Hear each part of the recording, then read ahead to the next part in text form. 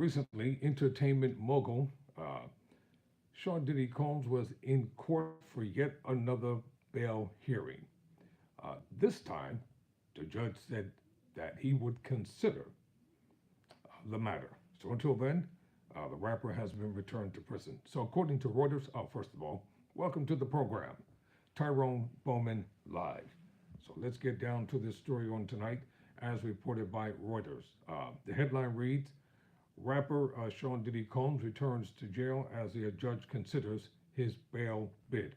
Also, while I'm thinking about it, if there's a topic that you would like for me to address, if there's a conversation that you would like to have, if there's a matter that you would like for me to research and talk about it, drop me a comment in the comment section, or you can email me at Tyrone Bowman Sr. at gmail.com. That's Tyrone Bowman Sr. at gmail.com. And if you haven't subscribed to Tyrone Bowman Live, please consider subscribing to this channel. We're at 1,200, but I know we can get to 2,000. So with the help of everybody who watches this program, and I know that people watch this program by the thousands because the analytics do not lie. And I've checked them out for myself, and they're very, very powerful.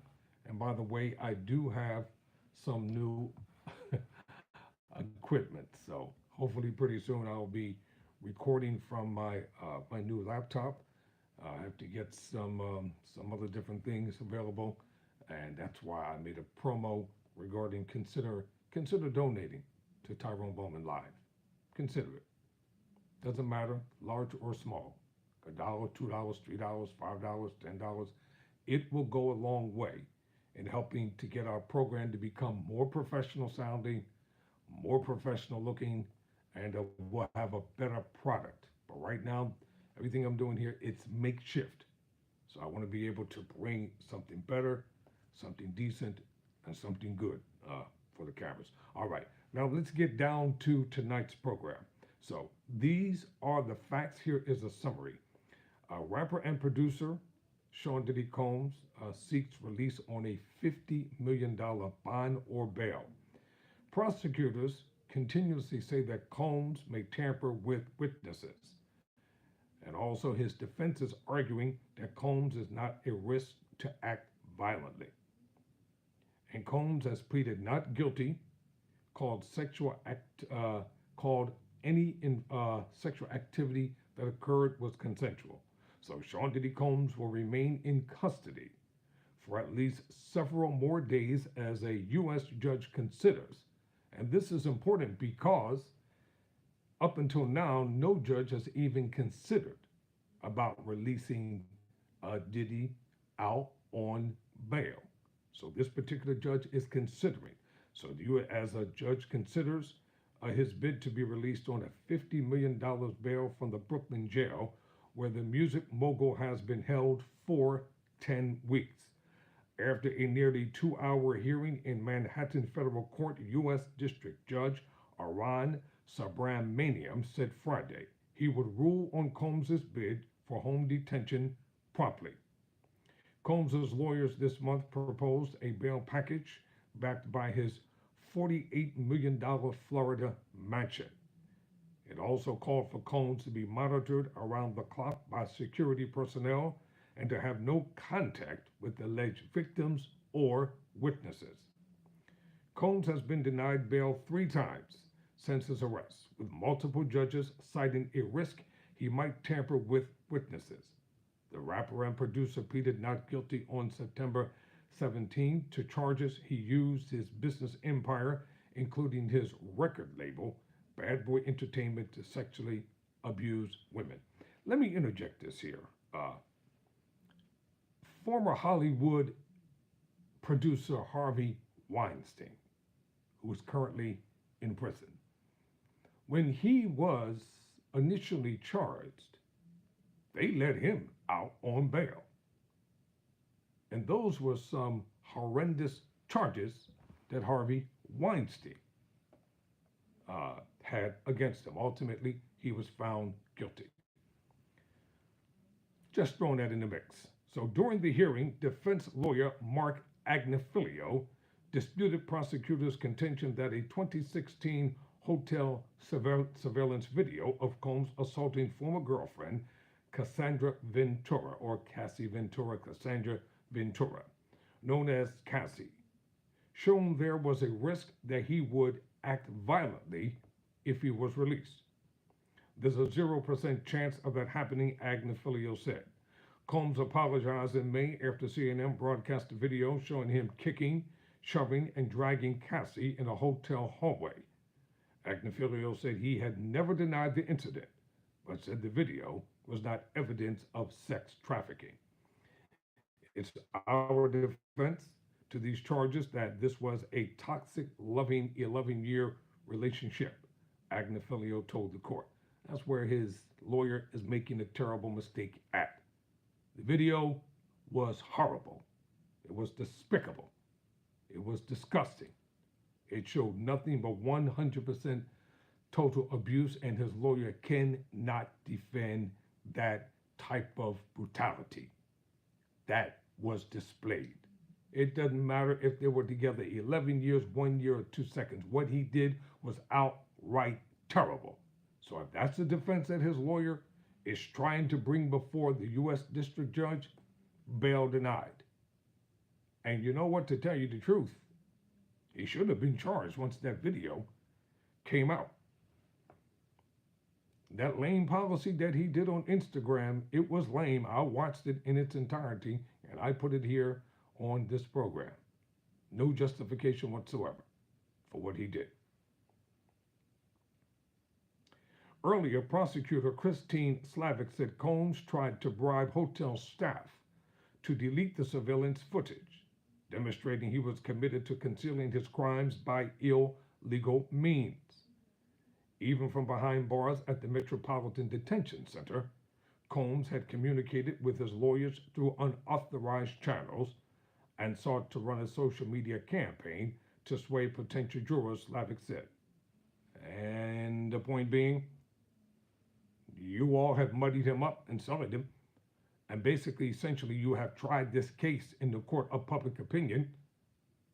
So what's wrong with his attorneys trying to spin his client in the positive light? See, that's what's wrong with prosecutors. Prosecutors want to automatically be believed, no matter what they say, no matter what they do, no matter how they present their case, they automatically want to be believed. Now, Combs is facing some terrible, terrible, terrible, terrible charges here. And I'm not defending the man. I'm just stating how, both sides are wrong when it comes to certain things. The defendant here has demonstrated that either he cannot or will not follow rules, Slavic said. The defendant, simply put, cannot be trusted. Regarding Combs' attempted social media campaign, defense lawyer Alexandra Shapiro said he had a right to respond to news coverage of the case that would paint him unfavorably for potential jurors. Upon being led into the hearing by the U.S. Marshal Service, Combs, wearing a beige jail-issued outfit, nothing more than a jail jumpsuit, blew kisses toward his family seated in the second row of the courtroom's audience. Prosecutors said the abuse included having women take part in recorded sexual performances called freak-offs with male sex workers who were sometimes transported across state lines. And I will say this, remember this, the prosecutors have evidence that the public knows nothing about. And you can believe there's a lot of it. So those videotapes, most likely they're going to be admissible in court as evidence of the alleged sex trafficking charges against Combs. Combs' lawyers questioned why jail was needed when federal prosecutors in Brooklyn last month allowed the pre-trial release on a $10 million bond of former Abercrombie and Finch, known as ANF, and CEO Mike Jeffries, who has pleaded not guilty to sex trafficking. Good point. You got the former CEO of Abercrombie, who is facing the same type charges that Combs is, and they released him. He is white, by the way. Let that sink in. And without hesitation, he posted $10 million, and the judge said, "You're free, even though there are sex trafficking charges against you." That is an excellent point. His lawyers are going to continue to argue. If you're going to lock Combs up, you got to lock him up too. Sex trafficking charges are sex trafficking charges that falls under the RICO law. You can't keep the black guy locked up and let the white guy walk out free and prepare for his trial while he's out on bail with no stipulations attached. It's wrong and it's not right. The U.S. Attorney's Office in Manhattan, which brought the charges against Combs, counted that Jeffries is 80 years old with no criminal history, whereas Combs has prior arrests. What does that have to do with the prices of inflation and food going up? Nothing. Stop trying to justify your wrong, prosecutors. He's 80 years old with no criminal history. But you're still charging him with the same thing. This is why there's Tyrone Bowman Live. Support this channel, ladies and gentlemen. Subscribe to it. Donate to it. So we can be an independent voice. Provocative, intriguing, uncompromising. To bring you both sides of the story, not just one side of the story. This week, so they also said federal agents recovered rifles with defaced serial numbers from Combs' residences. This week, Subramaniam ordered prosecutors to destroy their copies of handwritten notes that Combs took in jail, pending a decision on whether they were subject to attorney-client privilege. A government investigator photographed the notes during a sweep of the Metropolitan Detention Center. It wasn't no sweep. It was a shakedown. That's what they have in jail. That's just a fancy term. It was a shakedown. They lock the jail down. They come in there. They raid the cells. They tear up everything. They throw stuff all over the place. Ask me how I know. Because I've been through the system and I know how the system works. And as a person who's becoming a criminal defense attorney, listen, they can't pull the wool over my eyes because I've been in the system and now I'm using the law. So when I'm defending somebody, I'm speaking from personal experience. I know how they lie. I know how they fabricate. I know how they plant evidence. I know how they make the backroom deals. A government investigator photographed the notes during the sweep of the Metropolitan Detention Center in Brooklyn, where Combs is being held. So, now, these are some things that's noteworthy. Excuse me for a minute. It's hot under these lights, y'all. I'm a real person. Ain't nothing plastered or fake about me. It's hot up under these lights over here. So, brother's sweating. So, but think about this. Prosecutors have been barred from consulting Sean Diddy Combs' jail cell notes. His trial was set for this coming, May of 2025. And his arrest occurred after a grand jury indictment. He has pled not guilty to sex trafficking. So you can believe, no matter what's going on in politics, and you know how we are going to be concerned about what's going on with this trial. Am I right or wrong? Talk back to me. We are going to be concerned about what's going on with the trial of Diddy. We're not going to be concerned about too much more when the spring comes around. All right, yes, that's what we're going to be concerned about. What's happening? Is it going to be a fair trial? Is it going to be an all-white jury? Is it going to be rigged? Are they going to bar black people like they do from serving on the jury?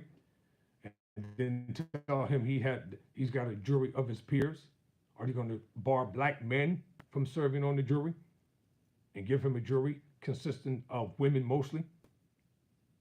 So all these things are a lot to consider. So till next time, thank you for watching. Thank you for subscribing in advance. Thank you for donating in advance to Tyrone Bowman Live. Never surrender. Never quit.